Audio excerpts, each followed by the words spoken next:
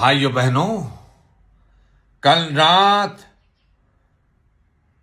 हमारी वायुसेना ने हमसे एक आदेश लिया और वो आदेश था सिंदूर का।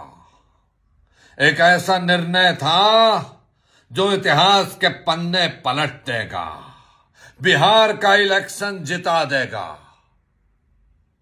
आगे जब हमारी वायुसेना पाकिस्तान पहुंची तो उधर उन्होंने सिंदूर के जवाब में हम पे वलीमा कर दिया। हमारा राफेल, हमारा मिग, हमारा सू, क्या कहें उनके बारे में।